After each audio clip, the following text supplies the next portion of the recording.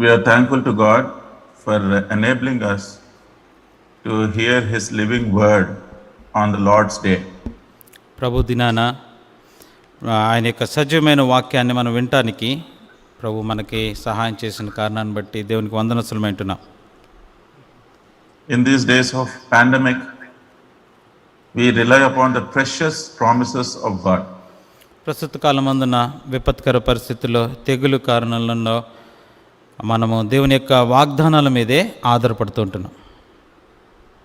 I consider that as a child of God, it is opportunity to face the reality and experience the mighty power of God in my life. దేవుని బిడ్డగా నేనేమనుకుంటానంటే వాస్తవాన్ని సవాళ్ళను ఎదుర్కొని దేవుని యొక్క ఆ యొక్క సంపూర్ణమైన నెమ్మదిని అనుభవపూర్వకంగా ఎరగడం అనేది దేవుని బిడ్డలకి ఇవ్వబడిన ఆధిక్యతగా నేను పరిగణిస్తున్నాను. Every day is bringing in so much of fear, so much of anxiety, and so much of not knowing what would happen. ప్రతిరోజు కూడా ఏదో ఒక రూపేణ కృతకరంగా భయారూపంలో కానీ ఆందోళనకరంగా కానీ ఏం జరుగుతుందో అని తెలియని ఒక అభద్రతా భావం ప్రతిరోజు కొత్తగా వస్తుంది. But I believe all of you have come around the throne of His grace prayerfully to be encouraged by the living word. అయితే నేను విశ్వసిస్తుంది ఏంటంటే మీలో ప్రతి ఒక్కరు కూడా ప్రార్థనాపూర్వకంగా దేవుని యొక్క సజీవమైన వాక్యం ద్వారా పురికొల్పబడేటట్లుగా ప్రార్థనాపూర్వకంగా మీరు వచ్చారని అనుకుంటున్నా. Shall we seek the help of our Lord in prayer? ప్రార్థనలో ప్రభు యొక్క సహాయాన్ని కోరుకుందాం. Our gracious, loving, living Heavenly Father, కృప కనికరం గల సజీవుడు అయిన మా పరలోకపు తండ్రి, in the most blessed and worthy name of Thy dear Son and our Savior, Lord Jesus Christ, we come unto Thy throne of grace. మా ప్రభును రక్షకుడును మీ ప్రియ కుమారుడైన యేసుక్రీస్తు ప్రభువారి అత్యున్నతంగా హెచ్చించబడిన ఘనమైన శ్రేష్ఠ నామములో మీ కృపా సింహాసనం దగ్గరికి వస్తుంటున్నాం. Yes, Lord, Thy grace is sufficient in our lives. అవును ప్రభా, మా యొక్క జీవితాలకి మీ కృప చాలినది. Thank you for considering us worthy to be Thy children. ప్రభా, మీ బిడ్డలుగా మమ్మల్ని పరిగణించడానికి మమ్మల్ని యోగ్యులుగా మీరు అంగీకరించినందుకే మీకు స్తోత్రం చెల్లిస్తున్నాం. However, dear Lord, we have our shortcomings, our failures, and we want to confess them and correct them as we gather around Thy table. అయినప్పటికీ ప్రభా, మీ బల చుట్టూరు మేము సమకూడి వచ్చింటుండగా మా యొక్క తప్పిదాలు, మాలో ఏవైతే ఇంకా ఎదగవలసిన సంగతులు ఉంటున్నాయో వాటన్నిటిని కూడా మేము ఒప్పుకుంటూ ఉంటున్నాం. We only look unto Thee, we do not look unto any man. ప్రభా, ఏ మనుషుని వైపు మేము చూడట్లేదు, మీ వైపు మాత్రమే మేము చూస్తున్నాం. Dear Lord, Thou may exhort us from Thy living word. మీ యొక్క సజీవమైన వాక్యంలో నుండి మీరు మాకు హెచ్చరికలను దయచేయండి. Make us capable and worthy to partake in Thy table in a worthy manner. యోగ్యమైన రీతిలో మీ యొక్క బలలో చేయగలిగినట్లు పాలు పొందగలిగేటట్లు మమ్మల్ని యోగ్యులుగా తీర్చవలసిందిగా ప్రార్థిస్తున్నాం. Dear Lord, let not the enemy distract us in any way. ఏ విధంగా చేతనైన శత్రువు మా యొక్క మనసులను తప్పుతో పట్టించుకోకుండా సహాయం చేయండి. This technology and Zoom connectivity, internet connectivity, power supply, we bring under Thy subjection. ప్రభా, మాకు అనుగ్రహించబడిన ఈ యొక్క సాంకేతికమైన పద్ధతులన్నింటినీ కూడా, జూమ్ని కానీ ఇంటర్నెట్ని కానీ ఎలక్ట్రిసిటీని అంతటినీ కూడా మీ యొక్క యజమాయిషి కిందికి మమ్మల్ని తెచ్చుకుంటున్నాం. Dear Lord, this time may be most edifying unto our soul. ప్రభా, మా యొక్క ఆత్మలన్నిటికీ ఎంతో క్షేమాభివృద్ధికరమైన సమయంగా ఈ సమయాన్ని చేయవలసిందిగా ప్రార్థిస్తున్నాం. Help me, dear Lord, to complete this message also on time. సమయానికి వర్తమానం ముగించుట్లో కూడా నాకు సహాయం చేయమని ప్రార్థిస్తున్నాను. We both hide ourselves behind the cross. మైరువుల్ని మేము మీ శిలువ చాటును మరుగుపరుచుకుంటున్నాం. We seek Thy special anointing in delivering Thy word and also in translating Thy word. వాక్యాన్ని ఇచ్చుటలోను తర్జుమా చేయుటలోను ప్రభా మీ యొక్క కృపను, ప్రభా మీ యొక్క అభిషేకాన్ని కోరుకుంటున్నాం. I bind the powers of darkness in the mighty name of Lord Jesus Christ. శక్తిగల యేసు క్రీస్తు ప్రభువారి నామములో అంధకార శక్తులన్నింటినీ బంధిస్తూ ఉంటున్నాం. Bringing all of us under the sprinkling of thy precious blood. అందరినీ కూడా మీ యొక్క రక్త ప్రోక్షణకి మేము తెచ్చుకుంటూ Ascribing all glory, honor and power unto thee. సమస్త మహిమ ఘనత ప్రభావాలు మీకే ఆరోపిస్తూ With thanksgiving for all this in Lord Jesus' precious name we pray. కృతజ్ఞతాస్తుతులతో వీటన్నిటిని బట్టి యేసుక్రీస్తు ప్రభువారి శ్రేష్ఠ నామంలో స్తుతించి ప్రార్థించి వేడుచున్నాం తండ్రి. Amen. Amen. The most required essential thing these days is to have courage and boldness. ప్రస్తుత కాలమందున పరిస్థితుల్లో మనందరికీ ప్రాముఖ్యంగా అవసరమైన ఒక సంగతి ఏంటంటే ధైర్యము, మనస్థైర్యము. Shall we read one verse from the New Testament? నూతన నిబంధనలో నుండి ఒక వచనం చదువుకుందామా? First Epistle to Corinthians, chapter 16. కొరింథీయులకు And రాసిన verse మొదటి 13. పత్రిక 16వ అధ్యాయము 13వ వచనం. First Epistle to Corinthians, chapter 16 and verse 13. కొరింథీయులకు రాసిన మొదటి పత్రిక 16-13. Watch, stand fast in the faith, be brave, be strong. మెలకువగా ఉండుడి, విశ్వాసమందు నిలకడగా ఉండుడి, పౌరుషం గలవారై ఉండుడి, బలవంతులై ఉండుడి. Let us bear this in our mind. ఇది మన మనసులో అలాగే ఉంచుకుందాం. Let us receive it as a direct promise from God. దేవుని యొద్ద నుండి సరాసరి మనకు అనుగ్రహించబడుతున్న వాగ్దానంగా దీన్ని అంగీకరిద్దాం. So let us read our regular portion at the table.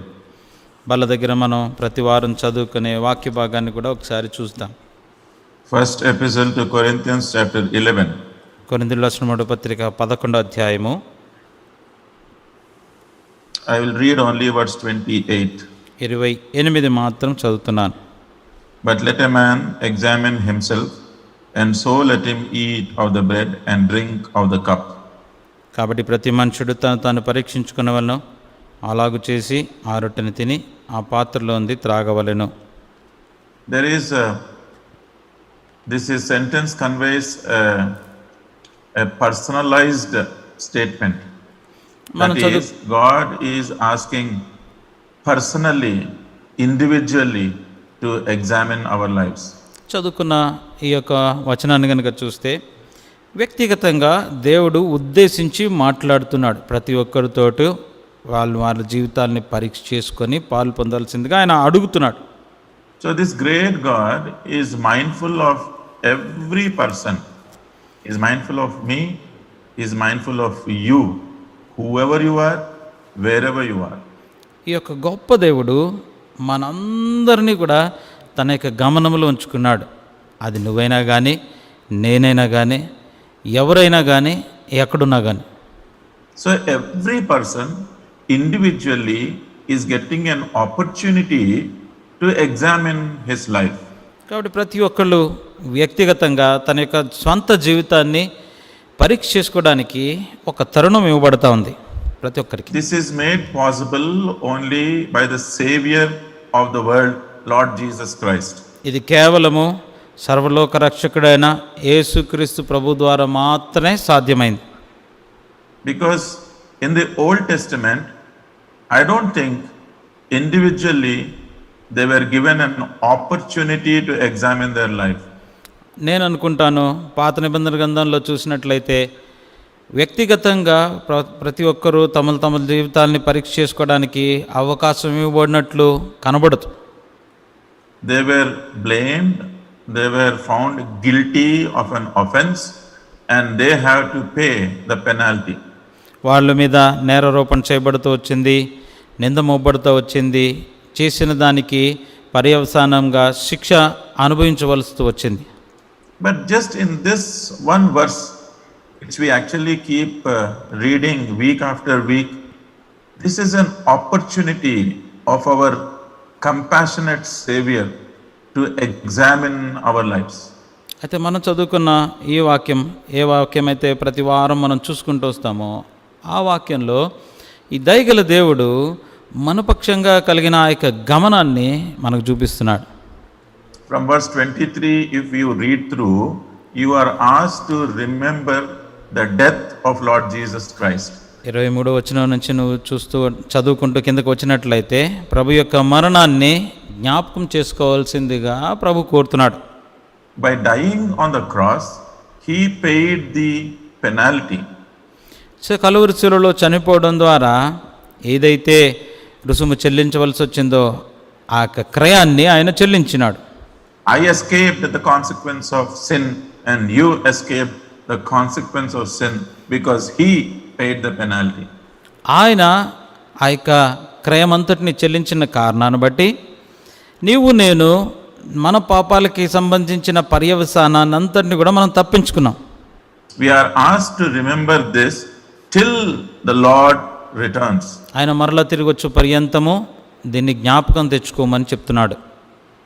So let us take this as a good opportunity, because looking around the calamity, the pandemic, the deaths and the horrible devastating situation, we don't know if we have to go or we have to see him coming.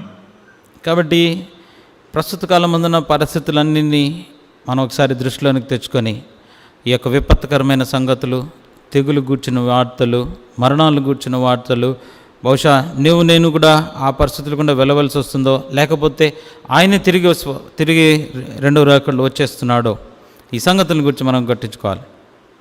So don't consider this time as a regular Sunday final message, but consider this time very precious time, because many are not having this time.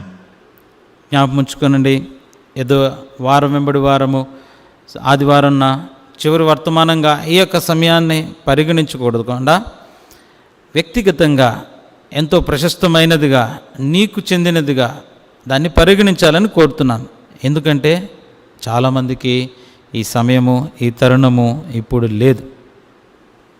Many thousands of people are having masks on their faces and they can hear nothing because they are put in sedation, because they are not able to bear the pain of this COVID virus. ఈ Covid వైరస్ని బట్టి వేల మంది ప్రజలకు వాళ్ళని ప్రత్యేకంగా ఉంచి మత్తులో ఉంచేసినారు. ఎందుకంటే దీని ద్వారా వచ్చే బాధను వారు భరించలేకుండా ఉన్నారు కారణాన్ని బట్టి. You and I are given this opportunity to examine, so we have to consider this time very valuable and very precious in our lives. అయితే వాళ్ళందరికీ భిన్నంగా నీకు నాకు మన జీవితాన్ని పరీక్ష చేసుకోవడానికి మరి యొక్క తరుణం అనుగ్రహించబడినదనే ఆ విషయాన్ని గుర్తించిన వారమై ఎంతో ప్రశస్తమైన సమయంగా దీన్ని పరిగణించాలి. Romans chapter 12 and verse 2 says, రోమిలకు రాసిన పత్రిక 12:2 And do not be conformed to this world, but be transformed by the renewing of your mind, that you may prove what is that good and acceptable and perfect will of God. మీరు ఈ లోక మర్యాదను అనుసరింపక ఉత్తమమును అనుకూలమును సంపూర్ణమైన దేవుని చిత్తం మీద పరీక్షించి తెలుసుకున్నట్లు మీ మనస్సు మారి నూతన మొగటు వలన రూపాంతరము పొందుడి. Let us not look unto the world. లోకం వైపు మనం చూడొద్దు దయచేసి. Nothing is good, nothing is happy, nothing is encouraging when we look at this world these days. ఈ దినాల్లో లోకం వైపు చూసినట్లయితే ఏది మంచిది కనబట్టలేదు, ఏది ప్రోత్సాహకరంగా ఉండట్లేదు, శ్రేష్టమైనది ఏది కూడా కనబట్టలేదు. But we continue to live in this world. అయినప్పటికీ ఈ లోకంలోనే మనం జీవిస్తూ వస్తున్నాం. The word says that we have to be transformed by renewing our mind. వాక్యం సెలవిస్తుంది, మనస్సు మారి నూతన మొగట వలన రూపాంతరం చెందాలి. Lord Jesus Christ he pronounced his first message to repent, for the kingdom of God is at hand. యేసుక్రీస్తు ప్రభువారు పరిచర్య ఆరంభించిన మొదట్లో ఆయన చెప్తూ వచ్చిన మాట, పరలోక రాజ్యం సమీపించినది గనుక మారు మనసు పొంది రూపాంతరం చెందమని చెప్తూ వచ్చినాడు. Here the renewing of your mind is the repentance demanded by the Savior of this world. ఇక్కడ మనస్సు మారి నూతనమగుట అంటే ఈ సర్వలోక సృష్టికర్త అయిన ప్రభువారు ఆ యొక్క పాప క్షమాపణ మారు మనస్సు అన్నదాన్ని దగ్గరించి కోరుతున్నాడు. Our mind has to be transformed by purging of our sins or cleansing of our sinful nature. మన యొక్క మనసు రూపాంతరం ఎలా పొందుతుందంటే మన యొక్క పాపాలు కడిగివేయబడట ద్వారా, లేకపోతే మన పాప స్వభావము మనలో నుంచి తొలగిపోవట ద్వారా. Once we are renewed in our mind by repenting of our sins, మన పాప క్షమాపణ పొందిన తర్వాత నూతన పరచబడిన వారమైనట్లయితే then we experience the presence of God with us all the time. So it always instructs us, this is not good, this is bad, don't go to that place, don't talk like this, or don't do this way. So the presence, the divine presence of God is always felt with us when our mind is renewed by our repentance. ఎప్పుడైతే మన మనస్సు మారి నూతనమవుతూ ఉంటుందో దేవుని యొక్క సన్నిధి మనతో పాటు వచ్చేదిగా ఉంటుంది. కాబట్టి ఏం చెప్తుంది? పలానా చోటుకి వెళ్ళొద్దు, పలానాది చేయొద్దు, పలానాది ఆలోచించొద్దు, పలానాది చూడొద్దు అది అన్నటువంటి బోధన మనకి వెనుక నుండి మనకి దేవుని యొక్క సన్నిధి నడిపిస్తూ ఉంటుంది. So once we acknowledge that the divine presence, once we are conscious of the divine presence of God with us, ఎప్పుడైతే దేవుని యొక్క సన్నిధి, దైవికమైన సన్నిధి మనతో పాటు ఉన్నది అన్న గమనాన్ని మనం ఎప్పుడైతే కలిగి ఉంటామో we start exercising the power of God in our life. అప్పటి నుంచి దేవుని యొక్క శక్తి మనలో కార్యసాధకం అయ్యేటట్టు మనల్ని మనం ఎల్లప్పుడూ కూడా మనం సిద్ధపరచుకుంటూ ఉంటాం.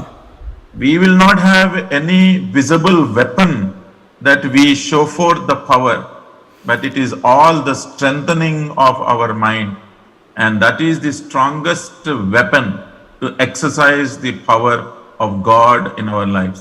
అంటే అదేదో మనం చూపించుకోవడానికి కనబడే ఏ ఆయుధంలాగా కనబడదు, కానీ మన యొక్క మనస్సుని ధైర్యపరచుకునేటట్లు దేవుడు మనకు అనుగ్రహించే శక్తిగా ఉండబోతుంది అది.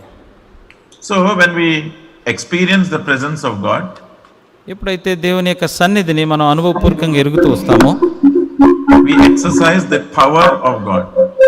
అప్పుడు దేవుని యొక్క శక్తిని మనం క్రియారూపకంగా ఎరగలుగుతూ వస్తాం.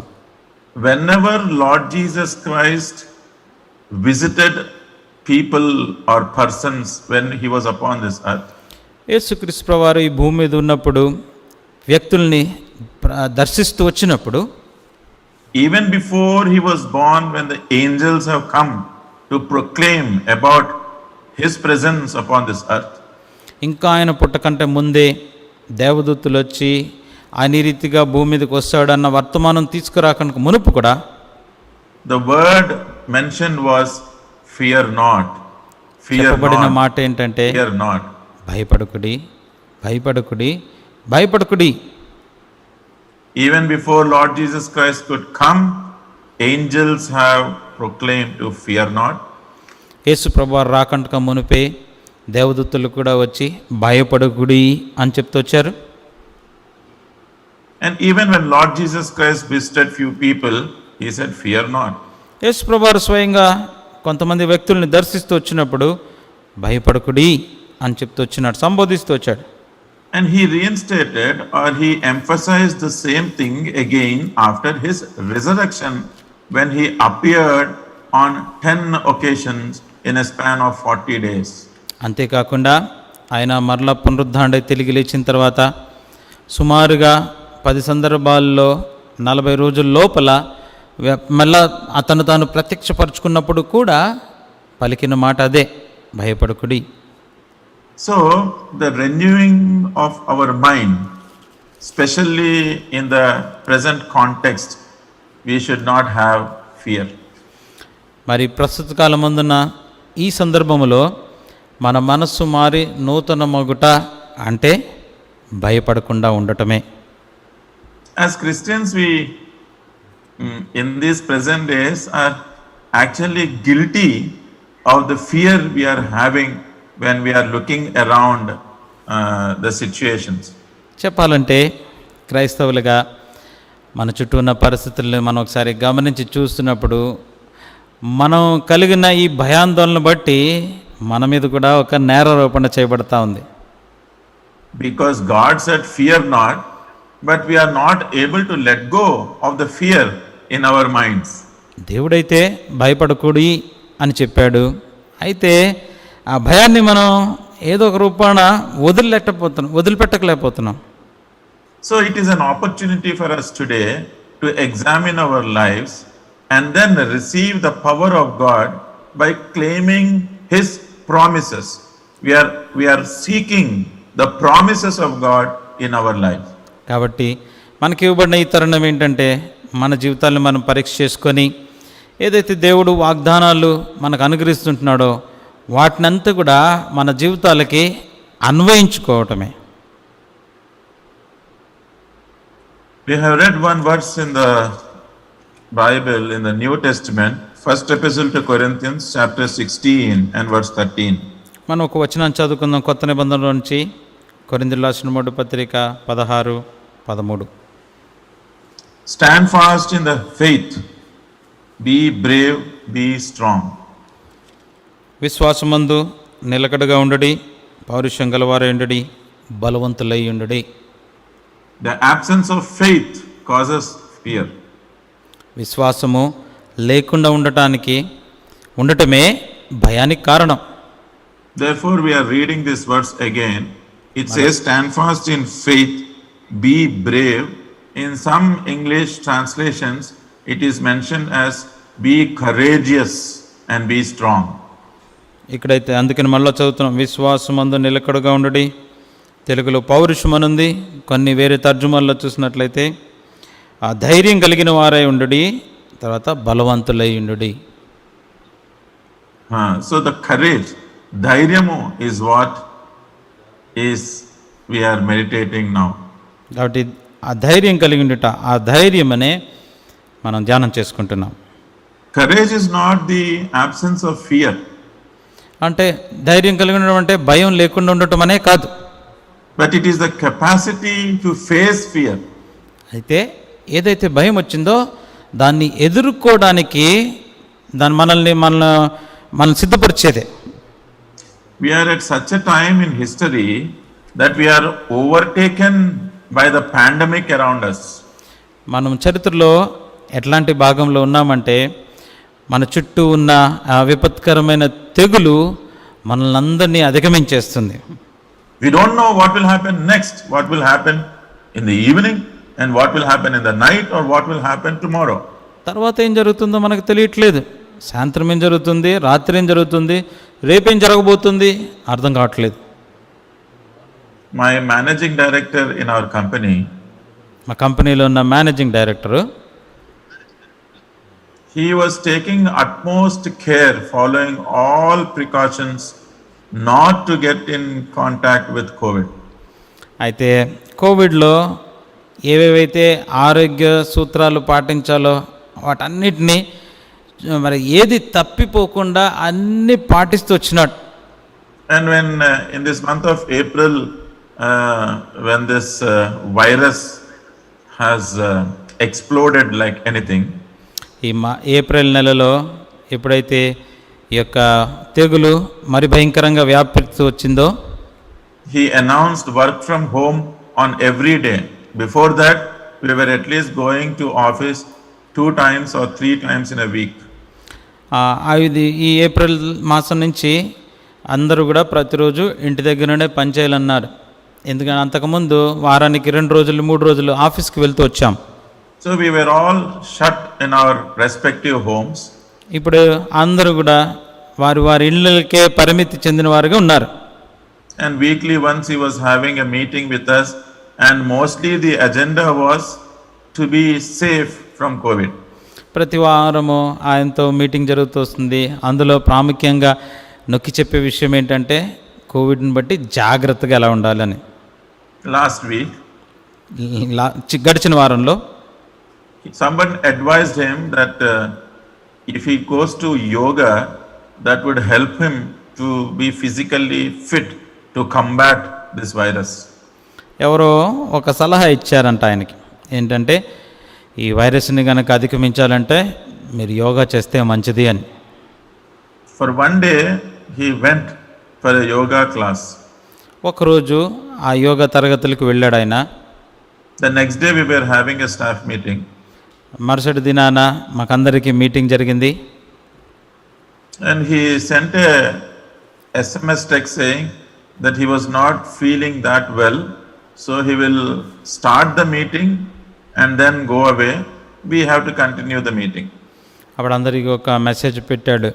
అంతగా బాగుండలేదు కారణాన్ని బట్టే మీటింగ్ ఆరంభించి నేను వెళ్ళిపోతాను, మీరు అందరూ కూడా దాన్ని కొనసాగించండి అని. But he is a very stubborn man. He continued for the whole meeting. అయితే ఆయన అట్లా వదిలే వ్యక్తి కాదు, మీటింగ్ అంతా ఉన్నాడు. But later in the evening he was not feeling well. తర్వాత సాయంత్రానికి అంత ఆరోగ్యం అంతగా బాగోలేదు. He went for this COVID test on Friday evening. Friday evening test చేయించుకున్నాడు Covid. Saturday morning he got the report as COVID positive. శనివారం ఉదయానికి Covid positive అని రిపోర్ట్ వచ్చింది. Yesterday evening he sent a message, I am sharing this unpleasant news that I am tested positive. I am in quarantine now. I don't know what will happen next. నిన్నటి దినాన మళ్ళీ ఇంకొక message పంపిస్తూ వచ్చినాడు. అంతగా ఆరోగ్యకరమైన విషయాన్ని మీ కొరకు మీతో పంచుకుంటున్నాను. ఏంటంటే నేను కూడా కోవిడ్ పాజిటివ్ అని రుజువైంది. ఇప్పుడు నేను ఒంటరిగా ఉంటున్నాను, ఏం జరుగుతుందో తెలియని పరిస్థితిలో ఉంటున్నానని వర్తమానం పంపించాడు. And today he says he is not feeling good. ఈరోజు అన్నాడు ఇంకా బాగాలేదు అని అంటున్నాడు. Yesterday morning he got the positive report. నిన్నటి ఉదయకాలానికి రిపోర్ట్ వచ్చింది పాజిటివ్ అని. By evening he was very sick. సాయంత్రానికి మరి బాగా రోగస్తుడైనాడు. And today he is still in quarantine and he says he is not well. ఈ రోజుకి ఒంటరిగా ఉండి క్వారంటైన్లో ఉండి నేను అంతగా బాగోలేదు నాకు అని అంటున్నాడు. What I'm trying to say is even people who are trying to be very, very careful, taking all precautions, they don't know what will happen next. నేనేం చెప్పాలనుకుంటున్నానంటే అన్ని రకాల సూత్రాలు లేదా అన్ని రకాల మరి జాగ్రత్తలు పాటిస్తున్నప్పటికీ వారి జీవితాల్లో ఏం జరుగుతుందో తెలియని పరిస్థితిలో ఉంటున్నాం. We are all extremely concerned about each other. ప్రతి ఒక్కరి గురించి ఎంతో బహుజాగ్రత్తగా ఎంతో గమనాన్ని కలిగిన వారంగా ఉంటున్నాం. We are all worried. ఎంతో చింత కలిగిన వారంగా ఉంటున్నాం. We are all afraid. We have that fear lingering in our minds. ఏదో ఒక రీతిగా మన మనసులో ఆ యొక్క భయము మనం వెంటాడుతూనే ఉంది. Each one of us in our respective families, we are facing panic situations. మనలో ప్రతి ఒక్కరు కూడా మన కుటుంబంలో ఏదో ఒక రీతిగా ఈ విపత్కరమైన పరిస్థితులు గుండా వెళ్తూనే ఉంటున్నాం భయాందోళనలు కలిగిన సమయంలో. Now what are we going to do? ఏం చేయాలి మరి ఇప్పుడు? If we look around, it is a very pathetic condition. చుట్టుపక్కల మీరు గమనించి చూసినట్లయితే ఎంతో దయనీయమైన పరిస్థితిలో ఉన్నది. And we have no option, but we all have to face it. మనకి వేరే అవకాశాలు ఇంకేమీ లేవు, ఎదుర్కోవాల్సిందే. But how can we face it? అయితే ఎలాగో మనం దీన్ని ఎదుర్కొనేది? Our mind is constantly trying to find answers every day.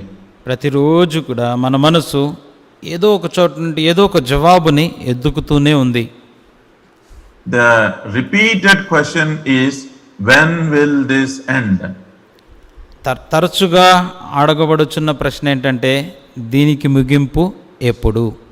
Some wonder, will it ever end at all? కొంతమంది అనుకుంటున్నారు అసలు ఇది ముగిస్తుందా, గతించిపోతుందా అని. Many of us are going through this situation. చాలామంది ఈ సందర్భం గుండా వెళ్తున్నారు. We all need courage to face this. అయితే దీన్ని ఎదుర్కోవడానికి మనందరికీ కూడా ధైర్యం కావాలి. Now, what is the dictionary meaning of courage? మరి కరేజ్ అంటే, ధైర్యము అంటే డిక్షనరీలో ఉన్న నిర్వచనం ఏంటి?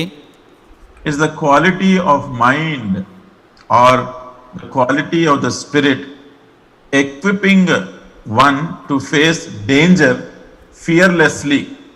అంటే దానికి ఉన్న నిర్వచనం ఎలా చెప్పబడుతుందంటే, ఏదైనా ప్రమాదకరమైన పరిస్థితి ఉన్నదనుకోండి, ఎటువంటి భయము లేకుండా మన మనసు ఉన్న స్థితి ఏదైతే ఉంటుందో దాన్ని ధైర్యం అంటారు. Thank you, very well translated. One man said, courage is strength to do what is right regardless of consequences. ఇంకొక ఆయన ఏమన్నాడంటే, ధైర్యం అంటే ఏంటంటే దాని యొక్క పర్యవసానము ఏదైనప్పటికీ ధైర్యంగా చేయగలిగే పరిస్థితే అంటున్నాడు. We must confess, when we look at ourselves, we are all experiencing some type of fear. మనం ఒప్పుకోవాల్సిందే, మనకి జీవితాలను మనం చూసుకున్నట్లయితే ఏదో ఒక భయం గుండా అందరం వెళ్తూనే ఉన్నాం. We all are living in troubled times. మనమందరం కూడా ఈ యొక్క కలవరమైన పరిస్థితుల గుండా వెళ్తున్నాం, జీవిస్తున్నాం. Number one in the list is this coronavirus. వీటన్నిటిలో ప్రథమ స్థానం దేనికి ఉన్నదంటే కరోనా వైరస్కి, కోవిడ్కే.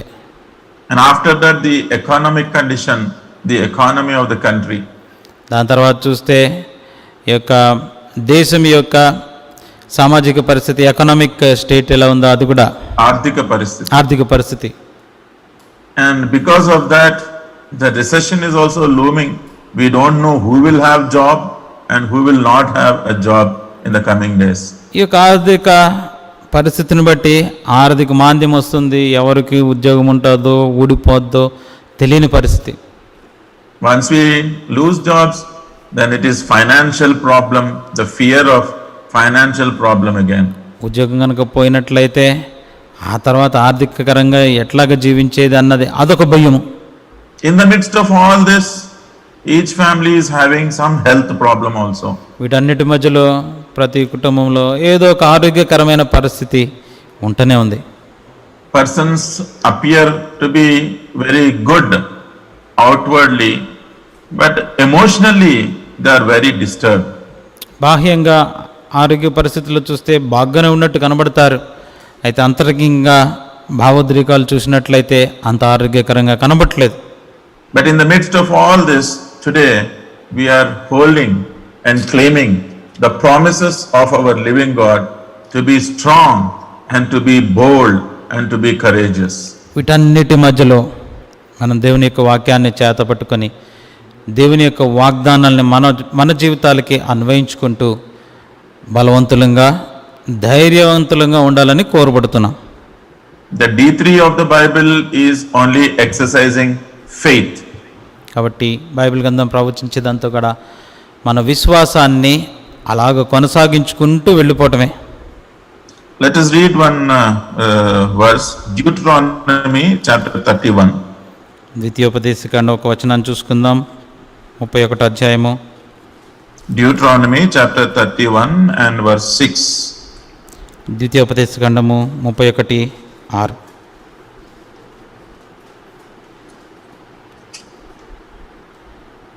Be strong and of good courage. Do not fear nor be afraid of them. For the Lord your God, He is the one who goes with you. He will not leave you nor forsake you. ద్వితీయోపదేశకాండము 31:6. భయపడకుడి, వారిని చూచి దిగులు పడకుడి, నీతో కూడా వచ్చేవాడు నీ దేవుడైన యెహోవాయే, ఆయన నిన్ను విడువడు, నిన్నెడబాయడు. This is the promise or the the required vitamin what our forefathers have received from God. ఇది కావలసిన విటమిన్ కానీ లేకపోతే దేవుని యొక్క నుంచి వాగ్దానం ఏదైతే మన పితరులు దాన్ని అన్వయించుకుంటూ వచ్చినారో అదే ఇక్కడ రాయబడింది. Time and again, when they had a doubt, when they were in fear, God was telling them, be strong and of good courage. Do not fear nor be afraid. సమయంలో ఆయా సమయాల్లో వారికి అనుమానం కానీ ఆ ధైర్యం చెడినప్పుడు కానీ అప్పుడు దేవుడు చెప్తూ వచ్చిన మాట, భయపడకుడి, దిగులు పడకుడి. What we notice here is, he mentions that his presence, he will not leave you nor forsake you. ఇక్కడ మనకు కనబడేది ఏంటంటే ఆయన యొక్క సన్నిధి. ఆయన ఏమంటున్నాడు, నిన్ను విడువడు, నిన్ను ఎడబాయడు.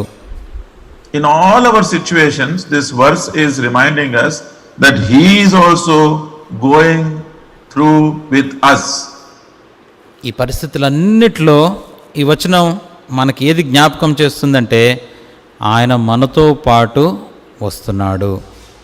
None of us are able to meet one another, but this is the promise of God that he is with us. మనలో ఎవరూ కూడా మరొకరిని కలుసుకోలేని పరిస్థితిలో ఉంటున్నాం. అయితే ఈ వచనం ద్వారా దేవుడిస్తున్న వాగ్దానం ఏంటంటే ఆయన మనతో ఉన్నాడు. For the Lord your God, he is the one who goes with you. నీతో కూడా వచ్చువాడు నీ దేవుడైన యెహోవాయే. This is a personal examination time. ఇదేంటంటే వ్యక్తిగతంగా మనం పరీక్షించుకునే సమయం. And here the God is personally saying that he will go with you. వ్యక్తిగతంగా ఇక్కడ దేవుడు ఏం చెప్తున్నాడంటే నీతో కూడా వచ్చువాడు ఆయనే, నేనే. What will we experience when this God is going along with us? ఈ దేవుడు మనతో పాటు వస్తున్నప్పుడు మనకున్న అనుభూతి ఏంటి? See, Apostle Paul, he is a man who spoke about faith and he lived by faith. అపొస్తలుడైన పౌలు ఎట్లాంటి వ్యక్తి అంటే విశ్వాసాన్ని గురించి ప్రకటన చేస్తూ వచ్చినవాడు, ఆ విశ్వాసం ద్వారానే బ్రతికినవాడు కూడా. His statement was, to live is Christ, to die is gain. ఆయన చెప్పిన మాట ఏంటంటే బ్రతుకుట క్రీస్తే, చావైతే లాభము. That is a sentence with boldness and courage. అది ఎంతో ధైర్యం ఉంటేనే కానీ చెప్పగలిగే మాట కాదది. Young Timothy, he was having many fears to carry on in the ministry of God. దేవుని యొక్క పరిచర్లో యవనంలో ఉన్న తిమోతికి ఎన్నో భయాలు కలిగి ఉంటూ వచ్చాడు. And this apostle is writing to this Timothy. అయితే ఈ అపోస్తలుడు తిమోతికి వ్రాస్తూ అంటున్నాడు, Second epistle to Timothy, chapter 4 తిమోతికి రాసిన 2వ పత్రిక 4వ అధ్యాయము and verse 17. 17వ వచనం. Second epistle to Timothy, chapter 4 and verse 17. 2 Timothy 4:17. But the Lord stood with me and strengthened me, so that the message might be preached fully through me, and that all the Gentiles might hear. Also, Timothy. I was delivered out of the mouth of the lion. 2 Timothy 4:17. అయితే నా ద్వారా సువార్త పూర్ణముగా ప్రకటింపబడి నిమిత్తమును అన్యజనులందరూ దాన్ని విను నిమిత్తమును ప్రభువు నా ప్రక్క నిలిచి నన్ను బలపరచను గనుక నేను సింహము నోట నుండి తప్పింపబడితిని. What is the gospel? సువార్త ఏంటి? Because he is mentioning that when he is preaching the gospel, he experienced God's presence with him. ఎందుకంటే ఆయన సువార్త ప్రకటన చేస్తుంటున్నప్పుడు దేవుని యొక్క సన్నిధి తనతో పాటు ఉన్నది అని అనుభవపూర్వకంగా చెప్తున్నాడు. So gospel is Christ. According to the scriptures, Christ died for our sins. According to the scriptures, Christ was buried, and according to the scriptures, he rose again from the dead and he is alive. సువార్త అంటే ఏంటి? లేఖనాల ప్రకారము యేసు ప్రభువారి లోకంలో వచ్చినాడు, లేఖనాల ప్రకారము ఆయన శిలువలో చనిపోయినాడు, అదే లేఖనాల ప్రకారం ఆయన తిరిగి లేచినాడు, సజీవుడు. అదే సువార్త. And to confirm that gospel, ఈ యొక్క సువార్తని ఆయన ఆ రీతిగా ప్రకటించడానికి నిమిత్తము he says that the Lord stood with me and strengthened me. ఆయన అంటాడు, ప్రభు నా ప్రక్కన నిలిచి నన్ను బలపరచెను. Now what should be my gospel these days? మరి ఇప్పుడు ఈ దినాల్లో నేను చెప్పే సువార్త ఏమై ఉండాలి? My God says, do not be afraid. He says, be strong and be bold. So my gospel is to show that I am not afraid or I do not have any fear in me. కాబట్టి ప్రస్తుత దినాల్లో ప్రభు చెప్పినట్లుగా భయపడొద్దు, దిగులు పడొద్దు అని చెప్తున్నాడు. కాబట్టి నేను ఈ దినాల్లో ప్రవచించే లేదా ప్రకటించే ఈ సువార్త ఏంటంటే ధైర్యాన్ని చూపించటమే.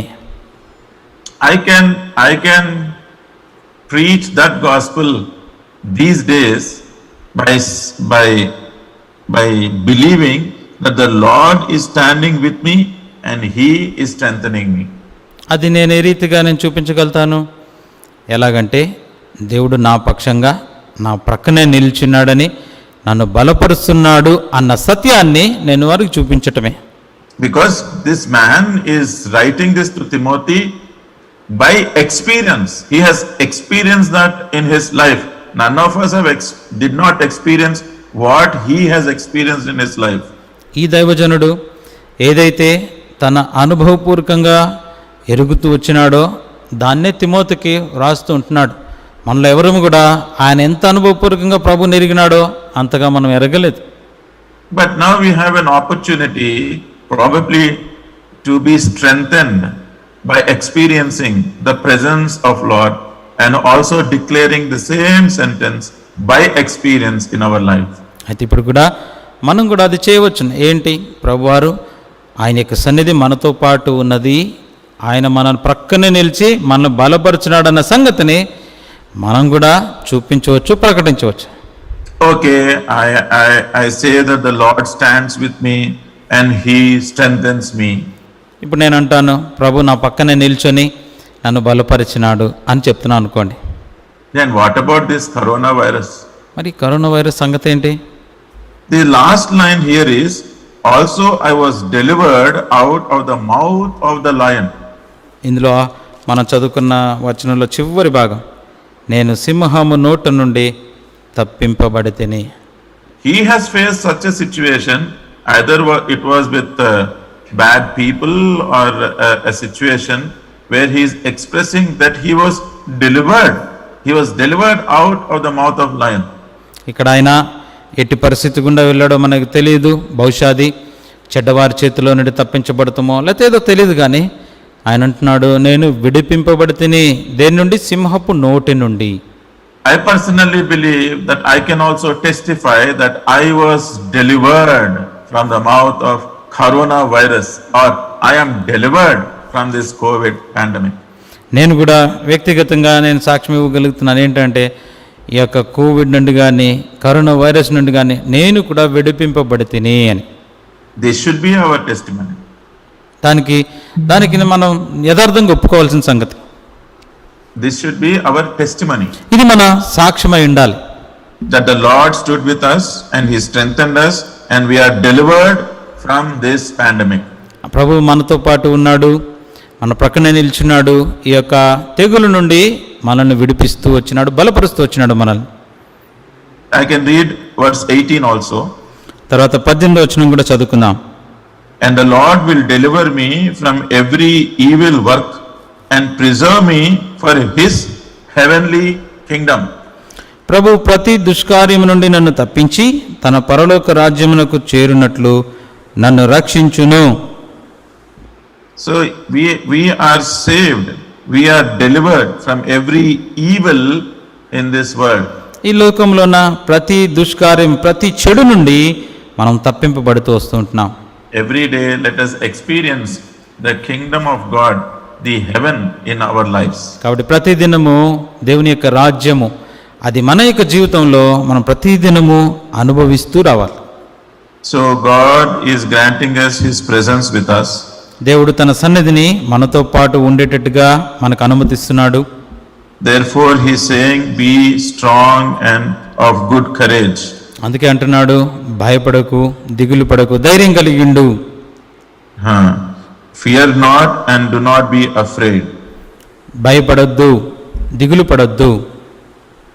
And another reference is from Ephesians chapter 3 and verse 16.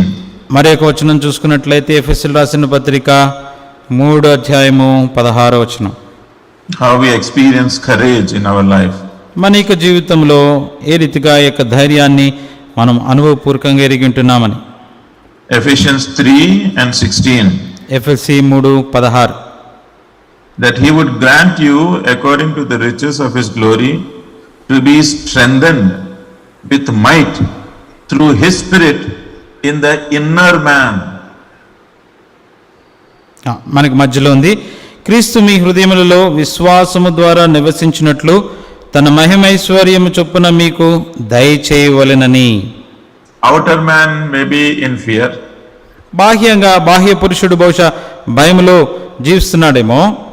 But as we are getting ready to partake in the Lord's table, మన ప్రభు బలలో పాలు పొందడానికి సిద్ధపడుతుండగా, it is how holy is the inner man. అంతరంగ పురుషుడు ఎంత పరిశుద్ధంగా ఉన్నాడు, శక్తి కలిగి ఉన్నాడు. How strong he is in the Lord. ప్రభునందు అంతరంగ పురుషుడు ఎంత శక్తి కలిగి ఉన్నాడు. Here it is mentioned to be strengthened with might through His Spirit in the inner man. అంతరంగ పురుషుని యందు శక్తి కలిగి ఆయన ఆత్మ వలన బలపరచబడినట్లుగా.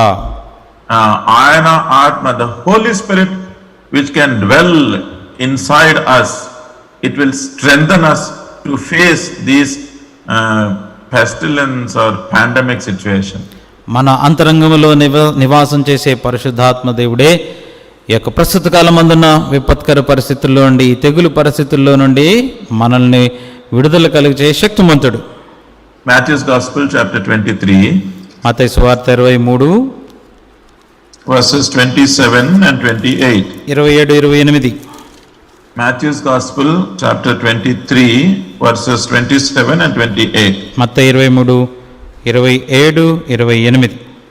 Woe to you, scribes and Pharisees, hypocrites, for you are like whitewashed tombs, which indeed appear beautiful outwardly, but inside are full of dead men's bones and all uncleanness. Even so, you also outwardly appear righteous to men, but inside you are full of hypocrisy and lawlessness.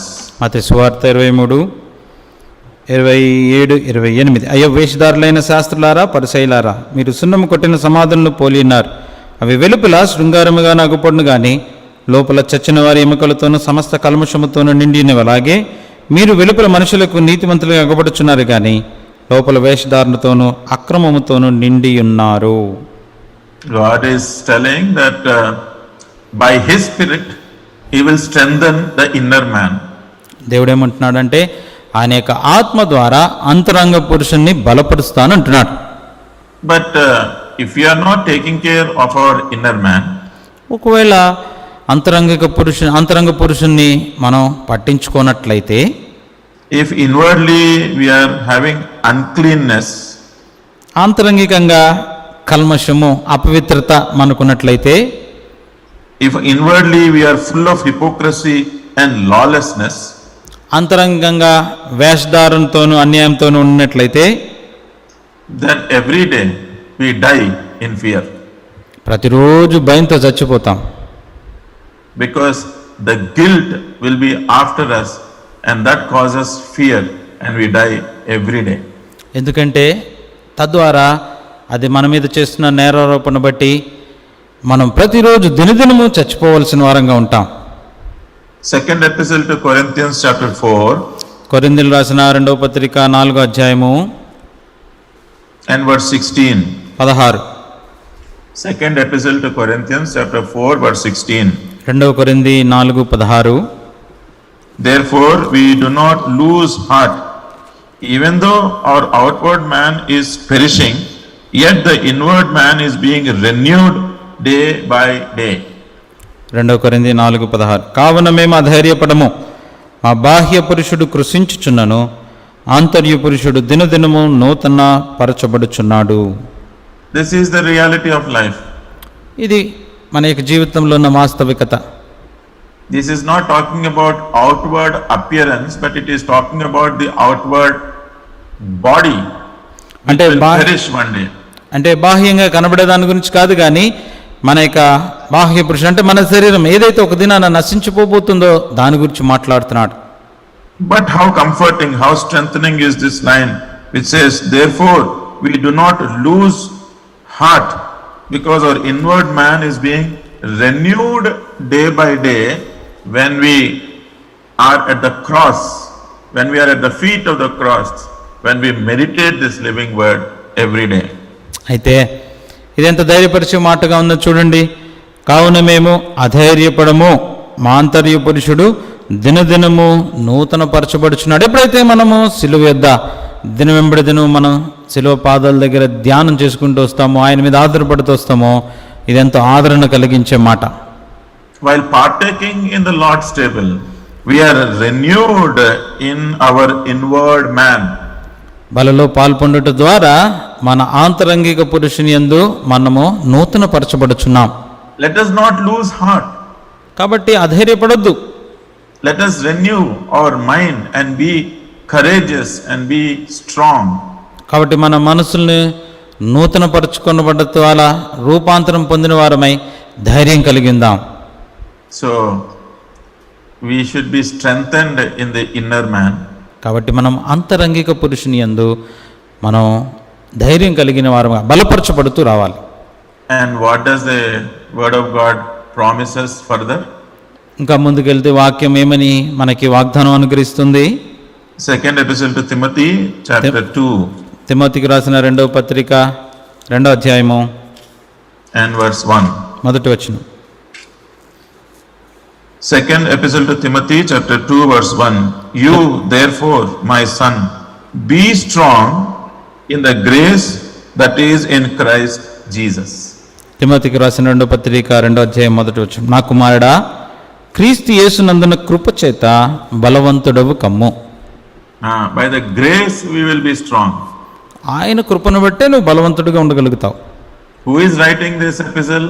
ఎవరు The ఇది? man who said, thy grace is sufficient unto me. ఎవరు ఈ పత్రిక రాస్తుంది? ఏ మనుషుడైతే ముందు రాస్తూ చెప్పినాడో నీ కృప నాకు చాలు అని ఆ వ్యక్తే రాస్తున్నాడు. In my weakness I am made perfect. Those are the sentences or statements of the apostle who has written this epistle to Timothy. ఈ తిమోతికి ఈ పత్రిక రాస్తున్న వ్యక్తి ఎవరంటే, నా బలహీనతల యందు నేను బలపరచబడుచున్నాను అని అంతకుముందు రాసిన వ్యక్తే తిమోతికి రాస్తూ చెప్తున్న మాటలు ఇవి. And our God, every day, He is granting us His grace unto us. అంతేకాదు దేవుడు కూడా ప్రతి దినము తన కృపను మనకు అనుగ్రహిస్తూ ఉంటున్నాడు. Unmerited favor, we don't deserve, we are not doing anything for that, but we receive this grace out of the compassion of our Heavenly Father. మనం దీన్ని పొందడానికి ఏమైనా అర్హత ఉందా అనుకుంటే అర్హత లేని వారము, నిర్హేతుకముగా దేవుడు తన యొక్క కృపను మన మీద కుమ్మరిస్తూ ఉంటున్నాడు. Romans chapter 12 and verse 3. రోమీయులకు రాసిన పత్రిక 12వ అధ్యాయము 3వ వచనం. Romans 12:3. Roma 12:3. For I say, through the grace given to me, to everyone who is among you, not to think of himself more highly than he ought to think, but to think soberly, as God has dealt to each one a measure of faith. రోమా 12:3. తను తాను ఎంచుకొనదగిన దానికంటే ఎక్కువగా ఎంచుకొనక దేవుడు ఒక్కొక్కనికి విభజించి ఇచ్చిన విశ్వాస పరిమాణ ప్రకారం తాను స్వస్థ బుద్ధి గలవారగటకై తగిన రీతిగా తను ఎంచుకున్నవాళ్ళని నాకు అనుగ్రహింపబడిన కృపను బట్టి మీలో ఉన్న ప్రతివానితో చెప్పుచున్నాను. By the grace, that swastha buddhi is the measure that we receive from God. కాబట్టి ఆయన యొక్క కృప ద్వారా స్వస్థ బుద్ధి గలవాడగటకై దేవుడు తన కృపను బట్టి మనకు అనుగ్రహిస్తూ వస్తున్నాడు. The thought process will be changed. We will start thinking soberly, not proudly. ఇంకా అప్పుడు అలాగున్నట్లయితే మన ఆలోచన వైఖరి మారిపోతుంది. స్వస్థ బుద్ధి గలవారమే ఆలోచిస్తాం, అంతేగాని మనల్ని మనం ఉప్పొంగిపోయి గొప్పగా ఎంచుకోం.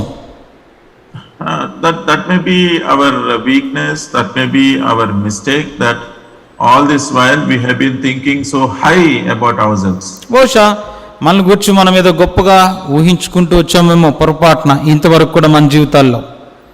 Because our mind was not allowing humility in our lives. ఎందుకంటే మన యొక్క జీవితంలో మన మనసు ఆ యొక్క దీనత్వాన్ని మనలో అది రానివ్వట్లేదేమో. But this pandemic situation is making everybody come on their knees.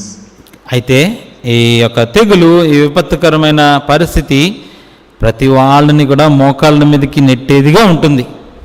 Recently I was reading one book. కొద్ది దినాల్లో కిందట నేను ఒక పుస్తకం చదువుతూ వచ్చాను.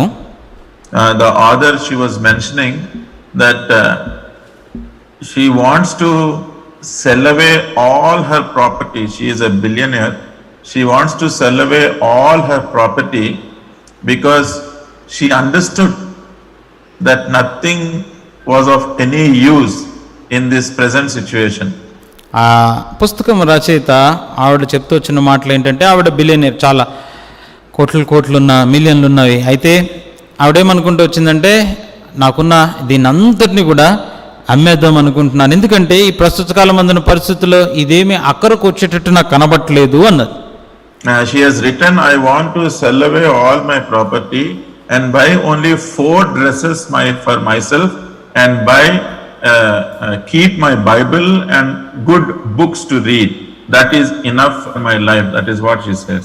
ఆవిడ రాసింది ఏంటంటే, నాకున్న ఈ ఆస్తులన్నీ కూడా అమ్మేపడేసి నా గురించి 4 దుస్తులు, తర్వాత నా బైబిలు, కొన్ని పుస్తకాలు అవి నాకు చాలు, అంతే ఉంచుకుందాం అనుకుంటున్నాను అన్నది. The mind allows us, that swastha buddhi allows us to think in the right way, because we will not think high about ourselves. We shall have the mind of Christ to humble ourselves so that we are looking forward to meet our Savior. కాబట్టి మనం ఆ స్వస్థబుద్ధి కలిగిన వారమైనట్లయితే సరైన విధాల్లో మనం ఆలోచించేటట్టుగా అది మనల్ని చేస్తుంది. అంతేగాని మనం గొప్ప చేసుకుంటున్నలాగుండా కాకుండా మన యేసుక్రీస్తు ప్రభువారు కలిగినటువంటి మనసును మనం కలిగి ఉండి ఆయన రాకడ కొరకు మనల్ని సంసిద్ధులుగా చేసేదిగా ఉంది. Let us be bold. కాబట్టి ధైర్యవంతులుగా ఉందాం. Let us be strong. బలవంతులుగా ఉందాం. Let us be courageous. ధైర్యవంతులుగా ఉందాం. Deuteronomy 31:6 it is mentioned, God, He is the one who goes with us, so we should be strong and of good courage. ఎందుకంటే ద్వితీయోపదేశకాండం 31లో మనం చదువుకున్న మాట ప్రకారంగా నీతో కూడా వచ్చేవాడు నీ దేవుడని యెహోవాయే అంటున్నాడు, కాబట్టి మనం ధైర్యం కలిగి ఉండాలి. Ephesians 3:16, He will strengthen us through His Spirit in the inner man. ఎఫెసీ 3:6 ప్రకారంగా చూస్తే అంతరంగ పురుషుని యందు శక్తి కలిగి ఆయన ఆత్మ వలన మనము బలపరచబడినట్లు అని రాస్తున్నాడు. 2 Timothy chapter 2 verse 1, be strong in His grace. 2 Timothy 2:1 ప్రకారం నా కుమారుడా క్రీస్తు యేసునందున కృపచేత బలవంతుడవు కమ్ము. May the Lord help us. ప్రభు మనకి సహాయం చేయను గాక.